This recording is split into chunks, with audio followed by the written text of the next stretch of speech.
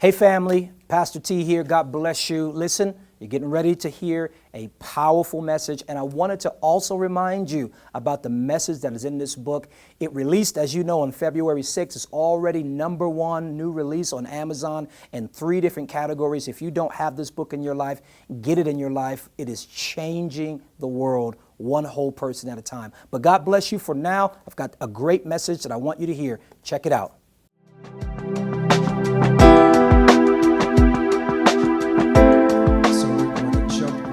I know I just had everybody sit, but can I have everybody stand very briefly for the reading of the word? I'll do my best to sort of speed read so I don't have you standing for too long. We're going to start in Matthew chapter 7. It says, therefore, whoever hears, this is Jesus speaking, therefore, whoever hears these sayings of mine and does them, I will liken him to a wise man who has built his house on the rock. And the rain descended, the floods came, and the winds blew and beat on that house, and it did not fall, for it was founded on the rock.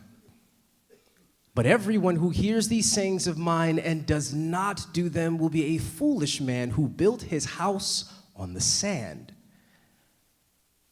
And the rain descended, the floods came, the winds blew and beat on that house, and it fell, and great was its fall. Please be seated.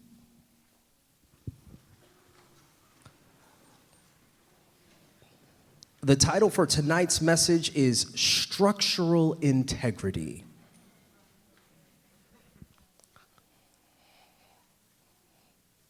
One of the challenging but consistent things that we are wrestling with in this year of becoming is the understanding that we are always under construction. Just when you think phase 1 is complete, and you can rest, and you can chill, and you can relax in this latest form that God has shaped and molded you into, phase 2 of construction begins. And with phase 2 comes some reshaping, some molding, some refining, which means some structure that is in place that worked for phase 1, that was merely meant to be a foundational piece just to get phase 2 underway, now has to be chipped at and it has to be broken apart.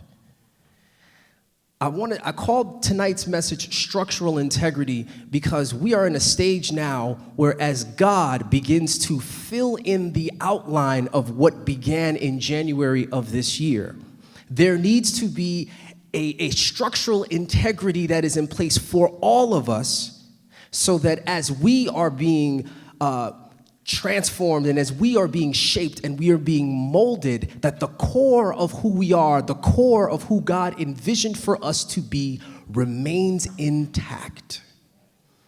I want to use this definition for structural integrity. It's actually an engineering term. There's a whole lot of technical jargon in it. But we're going to operate with this definition for structural integrity for tonight. Structural integrity is the ability to bear the ever-shifting glory of God from season to season. The glory of God has a way of falling in certain seasons just a little bit harder than some other seasons. Do I have anyone in this house who knows what that feels like? When God's glory falls on your life and it feels like your life starts to change so dramatically because it now has to hold the weight of the glory of God on it. And it can be uncomfortable because you've gotten used to bearing, watch this, you've become used to bearing the load of your own glory, which is enough of a weight. Part of the structural integrity definition for the engineering purposes is this structure that's built has to be able to bear its own weight. That's enough of a challenge. But then you add the glory of God and the purpose that God has over your life and the manifestation that is to come all comes crashing down in a specific season. It can get rough. But that is why structural integrity is so important, because it means no matter what comes, and that's why I love the passage that I just read. It speaks of all of these conditions that show up. And if the structural integrity is intact, if it is indeed built upon, in that particular passage, a rock, then it doesn't matter what shows up. It's going to remain intact. But if the foundation is not solid, if the foundation is not what it needs to be, then all it takes is a little bit of wind, and everything comes crashing down. One of the things I noticed about that verse is that it never actually tells you what the house is made of. It never mentions the materials. It doesn't say, well, the house is made of stucco, the house is made of steel, the house is made... It doesn't get into the exterior. It doesn't get into the components. All it says is, no matter what that house is made of, if it sits upon my word, if it sits upon the action that you take to activate my word in your life, I don't care what you look like. I don't care what you're made of. I don't care what you're composed of. I don't care what your past did to you. I don't care what your present is stretching you into right now. As long as you stand upon my word and the action that comes with the doing of his word, then no matter what shows up, you will not be moved. That's why structural integrity is so important, because the winds will come. I love that no matter which part of that particular passage you're looking at, all the conditions are there. The winds will come. The rain will come. That force that is coming to test your house, and for the record, it has to come. If the winds never come, if the rains never show up, if the adverse conditions never come to meet your structure, you will not know whether your structure is on rock or sand. Because if those conditions never come to test the structural capacity that is there, for all you know, the house is sitting on air. If we don't have adverse conditions that show up to tell us, hey, this particular corner of what your identity is built on needs to be reworked, we won't find out until the fullness of who we are gets tested. And this manifestation that we're waiting for gets hung up because what we thought was the core of our identity is actually built on sand. Have you ever seen someone struggle in quicksand? No matter how hard you run, in fact, the harder you run, the quicker you sink.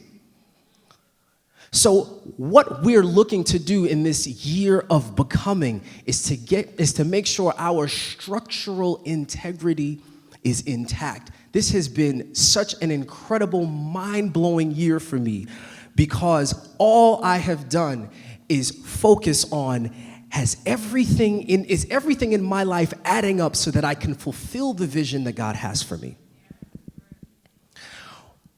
If we're not careful, and I love the passage, write the vision, make it plain, meditate on the vision, study the vision.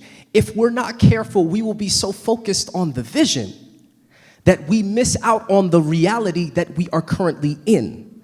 The vision is for an appointed time, but then there is the real time that we're in right now. And if we spend too much time focused on the vision and not enough time focused on the now, the vision will never become now. Structural integrity is when you are looking at the vision, you are focused on what God has called to come forth from your life. And now the work is not just in getting the details. I love getting the details. I'm getting better and better at studying a situation and saying, what are the details that added up to that? I'm with that.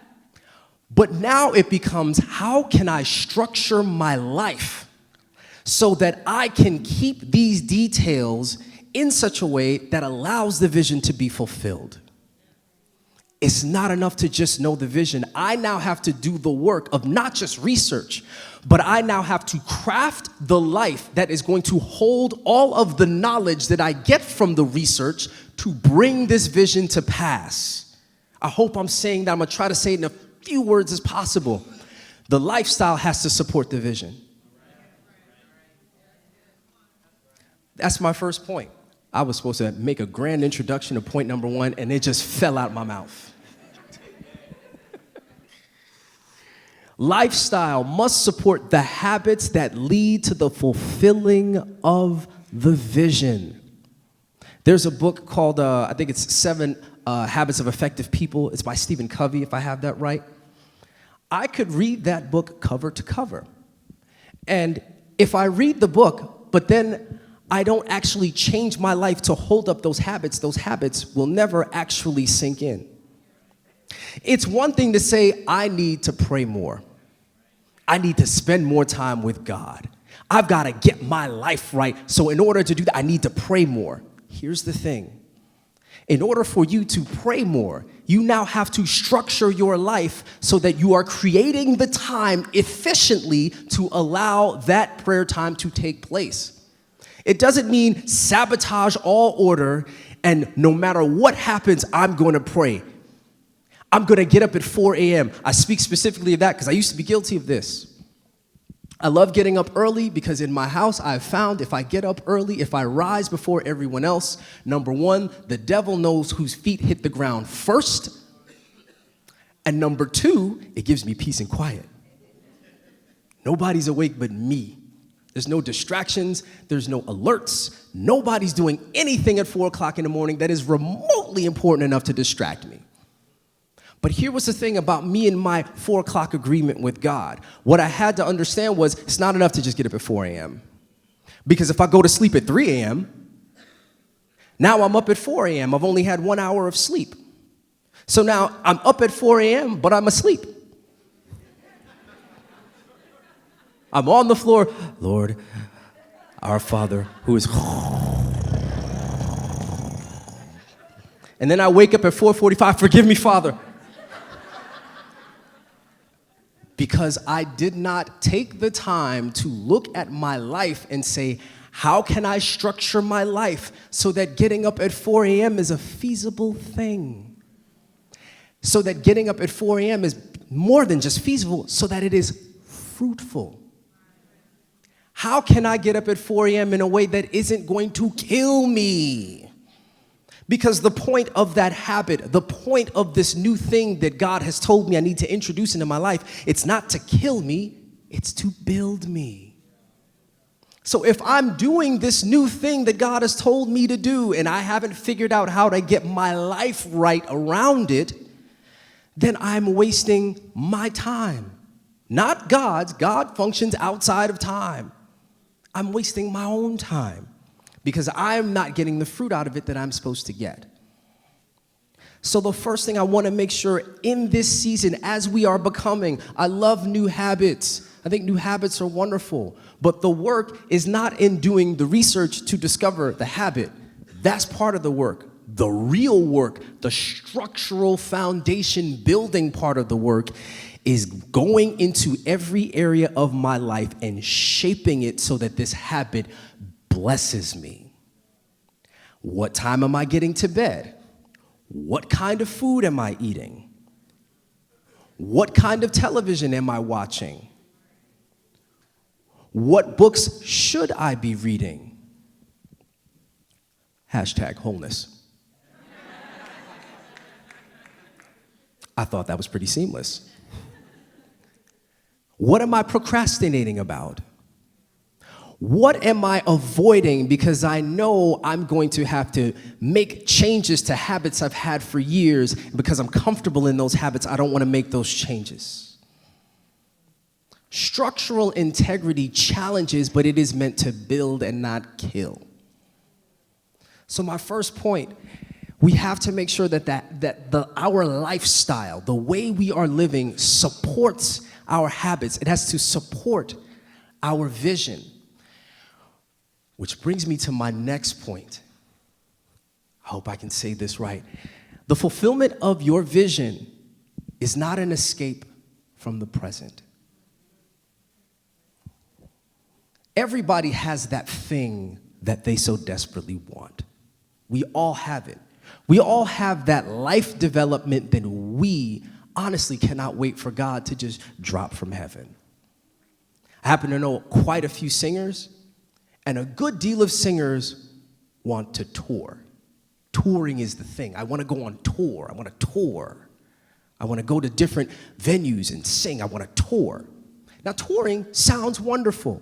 I had a friend of mine, we sat down, we had breakfast, and I just asked him, because he actually tours. I said, I'm just curious, what is tour life like? Because I know what it's like on television. When they show the tours, everybody looks so happy. Everybody's just smiling, like, hi, welcome from Antigua, yeah. And the plane lands, and they're off the plane happy. And they go to the hotel room happy, and they leave the hotel room happy, and they come into the stadium happy, and every sound checking. Everybody looks so happy on tour. And he was like, nah, bruh. Let me break this down. You go to a city, you set up, you unload your bus, you sound check, you perform. Once you're done performing, you go back to the bus. You don't know what time it may be. It may be 2, 3 o'clock in the morning, but you have to get to the bus because now you have to eat. After you eat, the bus takes you to the next city. You might get a few hours of sleep. You wake up, you do it all over again. City after city, state, sometimes country after country. And this looks glamorous because on TV they do this wonderful thing called editing. But the reality is, touring is hard work. There is a structure, there is a discipline that you have to have internally in order to tour. In order to tour. Before you get to tour, that discipline and structure has to be in place because you're not going to learn it on tour. By the time you get on tour, it's too late. Tour has run you over. You don't know when to sleep. You don't know when to eat. You don't know what to eat. You don't know how much water you drank. You don't know what foods you shouldn't be eating or drinking because you're a singer and there are certain things that are bad for your voice. You're exhausted because you cannot track your rest. All of these things are things that have to happen before you get on tour. For my actor friends, I want to be on set. I love hearing I want to be on set. Do you have the discipline to be in a location for 16 hours? To sit in a chair for 5 hours while they apply prosthetics and makeup to make you look completely different that turns up the temperature about 25 degrees on your body? Are you the person who doesn't like being hot because when you are physically hot, you get into a bad mood and you don't know how to deal with people? But you want to be on set. Does not work. I say all of that to say this. Do not think that the vision is going to be your escape from the present. Because everything that happens when the vision is fulfilled does not give you the escape pass from all of the drama that is happening right now. Because when you get off set or when you get off tour, all of that drama is not only going to be there, it's going to be there with interest. Because it's sad. Instead of getting dealt with, it's sad. If you run out of your apartment and you leave pizza on the floor and fruit on your counter and your cat is not fed and nobody's taking care of your dog, just because you're on tour, tour ain't gonna fix that. Because when you come off tour and you laugh and you send that last Instagram post saying how great tour was and you stick your key in the door and you open it, it's gonna be funky. It's gonna be 10 times as funky as it was before you left, because we failed to take care of what needed to be taken care of before we left. When we become so focused on the manifestation of the vision that we become, for lack of better words, drunk by the allure of it, that we say, well, if I have that, that will solve this. If I have that appointment, that will solve this. If I get that promotion, that will solve this. That never solves this. Taking care of this leads you to that. We cannot afford to allow the manifestation of the vision to distract us in such a way that we think we don't have to take care of business right here and right now. I like to describe it as the diet soda thing. Back in the 80s, before people actually took a look at what was in food and things like that, people would order massive quantities of food and a diet soda. I want the burger. Matter of fact, put 3 pieces of meat in it. Extra cheese, pickles, onions, everything. Fries, biggie size the fries times 2. What would you like to drink? A diet soda. As if the diet soda was going to perform magical alchemy and just melt the 4,000 calories you're about to ingest. Your body was made whole just because of the diet soda. That's how we look at our vision. We think that if we achieve the thing that we so desperately want to achieve, it will solve our life. And then what happens is we start to build our life around it, not realizing it was never meant to be the center of our lives.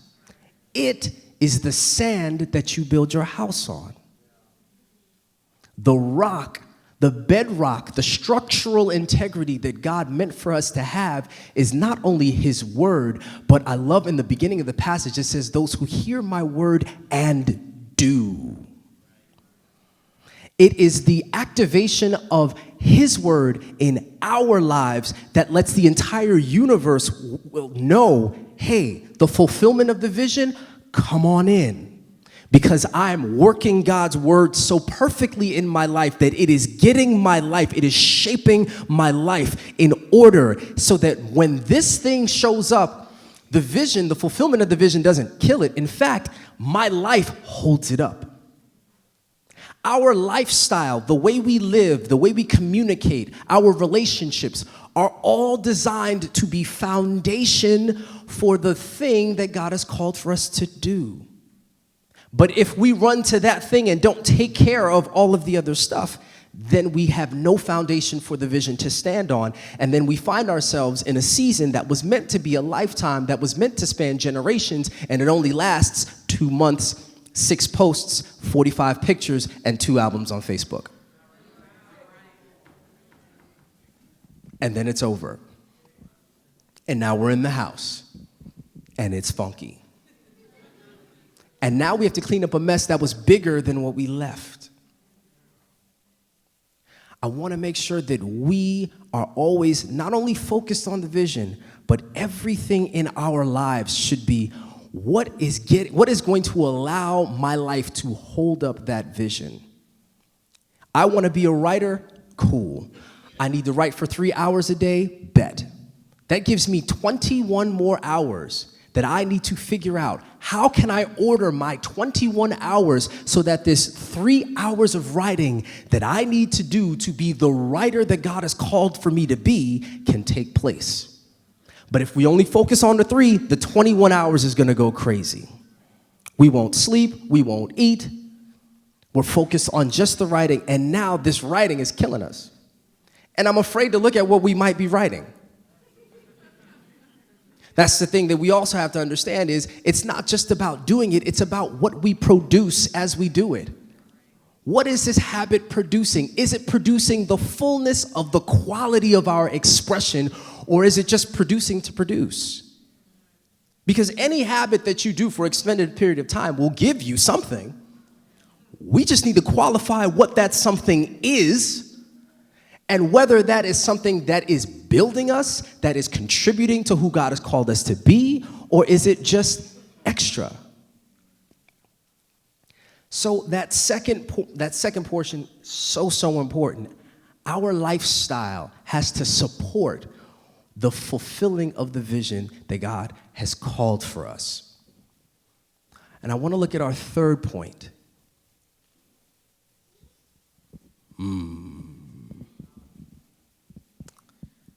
This ties right into lifestyle, structural integrity.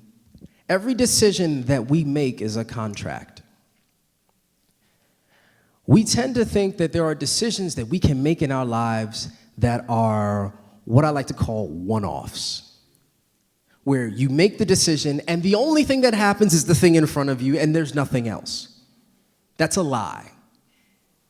That's a very well-crafted lie, but it is a lie. There is not a single decision that you make when you are chasing after the fulfilling of your vision, when you are working in purpose and destiny. There is not a single decision that we can make that does not involve terms. When you look at a contract, I hope none of us does this. I'm sure some of us have done this at least once. But when you look at a contract and you sign, there are terms. It's not just I agree to do this. It's I agree, and these are the terms. I'm not only agreeing to what's on the piece of paper, I'm agreeing to all of the ramifications that come with me agreeing to do this. I'm agreeing to the lifestyle that now has to take place to support this thing I'm agreeing to do. I'm agreeing to all of the circumstances that come from me doing this thing. I'm agreeing to the results. I'm agreeing to whether the results are right or whether the results are wrong. And if the results are wrong, I'm agreeing to spend the time to fix those results, to make sure that the people that may be wronged by these decisions are somehow made whole in the end. I'm agreeing to all of these things every single decision that I make. When it's time to fulfill the vision being fulfilled is the culmination of all of the decisions that we have made leading up to that point.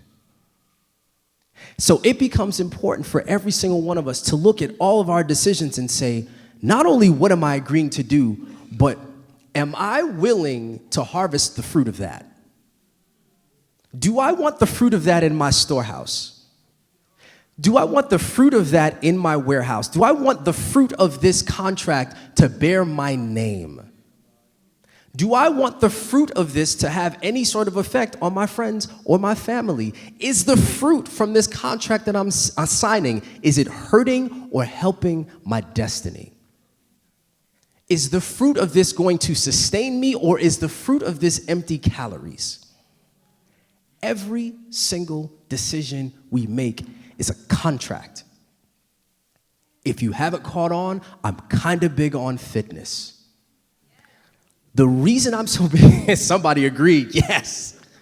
One of the reasons I'm so big on fitness is because I've come to the understanding where, is there a towel somewhere? No? Don't worry about it, I'm gonna sweat it out. One of the things that I'm so big on about fitness is I understand that fitness is a contract with the rest of my life. Everything I eat is a contract for the rest of my life.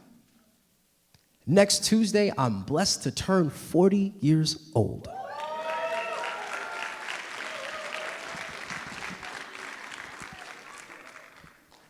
And the reason I'm able to turn 40 and still have a healthy lifestyle is not because at 39, I got it right.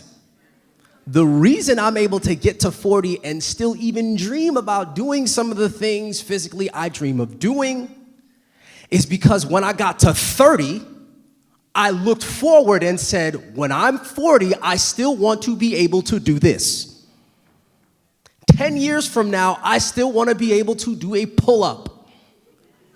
Because one of my visions is being able to do a pull-up with my kid on my back. I think it would be cute. I want to be able to chase my kid around my yard and not huff and puff and sit down 5 seconds after. I'm not just trying to sit in Little League. I'm trying to pitch to him in the backyard during Little League. I might coach Little League. I might be that coach that is just so all up in the game, you can't tell why it is he's here. Is he a part of the team or is he just a parent? But when I was 30, I made the decision that I was going to live the lifestyle that was going to allow me to reach 40 and be active. Because I knew that if I didn't make that decision at 30, the changes I was going to have to make when I got to 35 or 36, thank you so much, or 37 or 38 were going to be so much harder to implement that I might not necessarily make the changes that I needed to make. Every decision we make has forward spinning repercussions. And so every decision is a contract. I made a contract with myself. I said, I'm not going to be that person. That was my personal thing. For all of us, we all have decisions that we make, contracts that we want to honor and keep.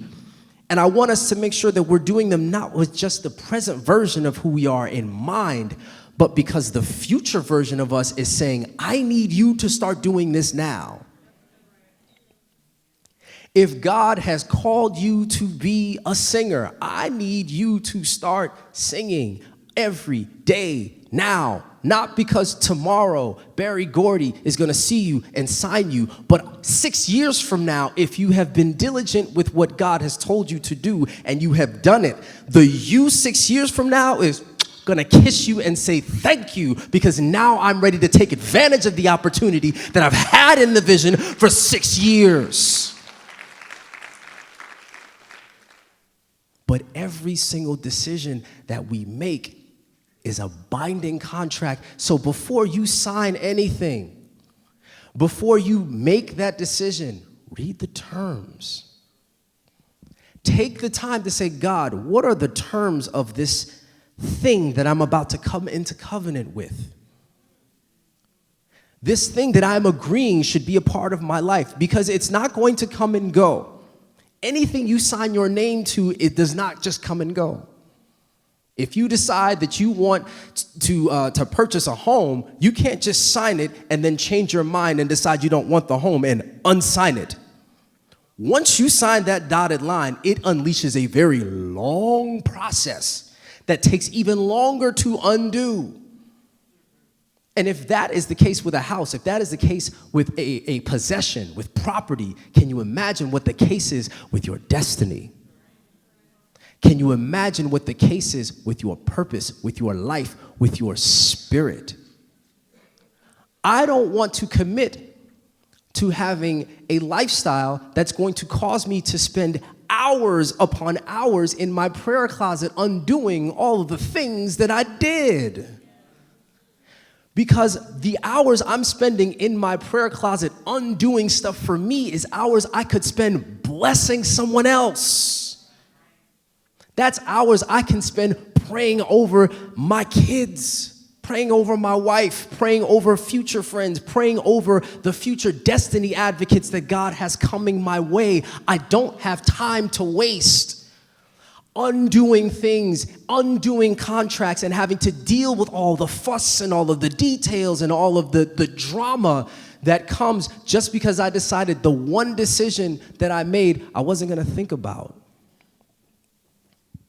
Structural integrity is built on the idea that before you decide that this is the thing you're going to do, and for that matter, the thing that you're not going to do, before you make that decision, you can see all of how this plays out. And watch this. God will bless you in such a way that even if you put forth the effort, just deciding to be future-minded enough to say, Lord, give me vision past this moment. You might not see all of it, but you'll see enough of it and he will fill in the blanks for you. You don't have to see all the way to the end line 9 generations from now. You just have to agree and say, Lord, I need to see more than the dotted line. Because more than the dotted line is what's going to show up. One of the things about structural integrity I want to make sure we leave with as well. I want to make sure I say this right. When God is building us, when God has us under construction, there is a season where it is so challenging to understand the fullness of what's happening that you begin to question. What's happening? The first thing I want to make sure we all have locked in our spirit and locked in our hearts and locked in our minds is, number one, the architect is perfect. You can question whatever else you want, but do not find yourself in a season where you question the architect, because he's perfect. He's proved it over and over and over and over in your life, in your neighbor's life, in your mama's life, in your grandmama's life, in your great-great-great-great-great-grandmother's life, in your grandfather's life, in your neighbor's life. He has proven it so many times over, I don't have enough words for it. The architect is perfect. And the second thing I'll leave you with, your materials are perfect. Somebody needed to hear it and they caught it. Your materials are perfect. Don't question the quality of your materials, because once you know that the architect is perfect, that means the person who has supplied the material to form and make you is perfect. Before I knew you in your mother's womb, I formed you. The same blood that brought forth resurrection power through Jesus is in each and every one of you. Do not question your materials. What you're made of is not the issue. It's just the question of allowing our minds to not only take a few further steps forward, but then allowing our feet to walk out the wisdom that God pours in at the same time.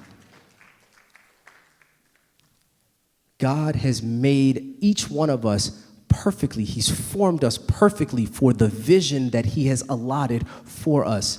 This is for somebody. Stop questioning whether you were made for it. Of course you were made for it.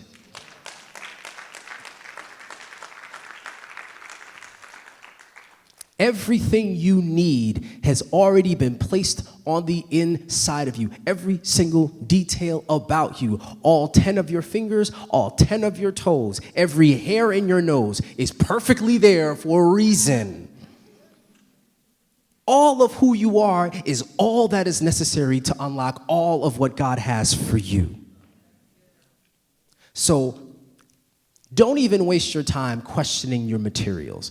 What we may want to look at is, how are we utilizing the materials? That deserves some questioning. How are we using what God has given us? I'm with that. Are we extracting the fullness of what God has given us? I'm with the questioning for that too. But what you're made of, do you have the stuff? Oh, you are fearfully and wonderfully made according to the word. So you have the stuff. All of the awesomeness is already there. But structural integrity is what allows for you to live from a place where that awesomeness is buttressed. That awesomeness has a foundation, has a lifestyle that your awesomeness can stand on and present itself, so that your awesomeness can be unveiled consistently according to God's timing. So there is absolutely no questioning that is needed in terms of who put you here, because he put you here for a glorious and amazing reason. And he put you here exactly as you are in this moment, right now, with your history, with your mistakes factored in, the mistakes that you made, the mistake you're making right now, the mistake you're going to make in the future, the one you're going to pray about, the one you're going to forget to pray about, the one that you're going to fall asleep praying about because you didn't get enough sleep the night before to get up to pray at the time you were supposed to pray at. God's already got that covered. He factored all of that into the fulfillment of your vision. It's not about whether who we're receiving the word from is powerful and mighty and filled with glory. That's settled. The only question is, can I get my feet and my mind right to just follow?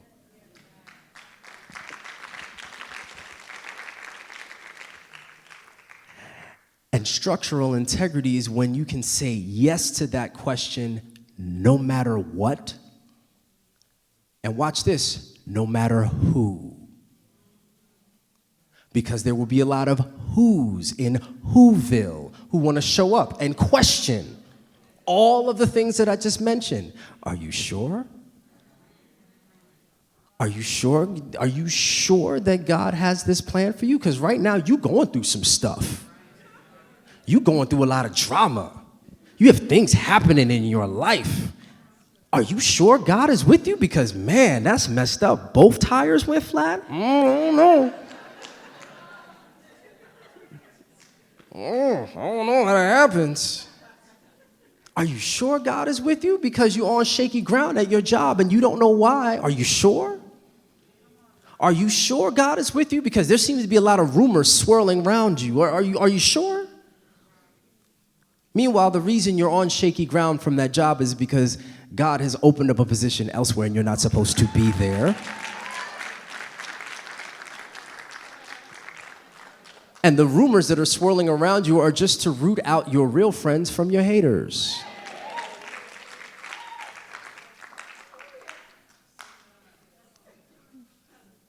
Be very careful of the who's, and I like to say Whoville. Shout out to my Dr. Seuss family. The who's in Whoville who ask all the questions that you already have the answers to, but they'll ask it enough so that you'll think you don't have the answers and you already do. This is a season where we need to allow God to test us. We have to allow God to bring forth the wind and the rain and all of the conditions that were designed just to see if the structural integrity of what he is building within us is solid.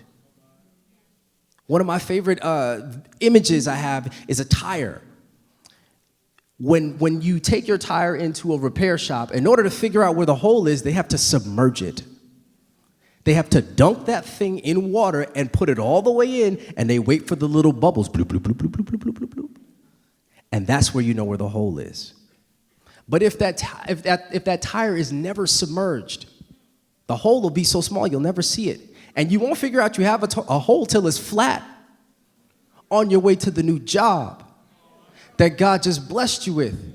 But because we didn't take the time to check our tire, now the transportation that was supposed to just take us to where we're supposed to go is flawed because we didn't take care of what we needed to take care of. My point is this: don't be afraid to be submerged, because God has to submerge us. Because once those bubbles start coming up, that hole, I got you. That's the contract I'm not signing. That's the decision I'm not making. That's the part of my lifestyle that I will not leave for when I achieve the vision. I'm not bringing that into my promised land. That hole right there, we're going to seal that up right now. Matter of fact, I don't even want to seal. Lord, bring me a brand new tire. That part of my vehicle needs to be fixed because I can't get to where I need to go until this is fixed. But if the wind and the rain and the conditions don't shake things up so that we can see what's not working properly, what's not going to stand, what's going to fold the very second a loaf shows up, now we can't hold the glory. Our structural integrity is compromised. We cannot bear the weight of God's glory past the season it fell.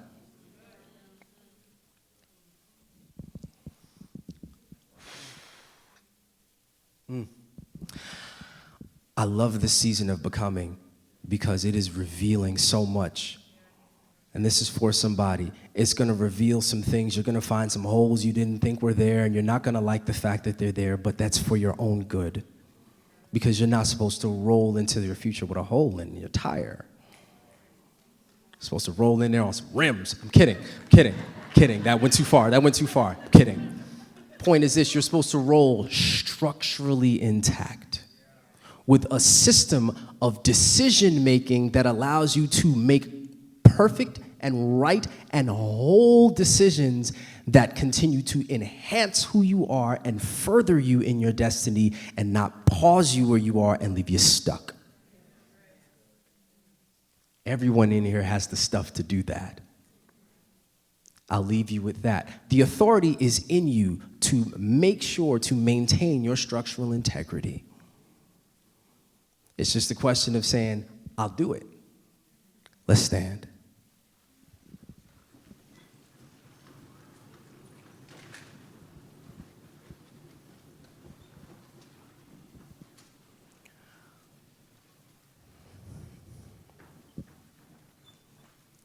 Family, tonight, I, for lack of better words, I might have kicked the tires a little bit.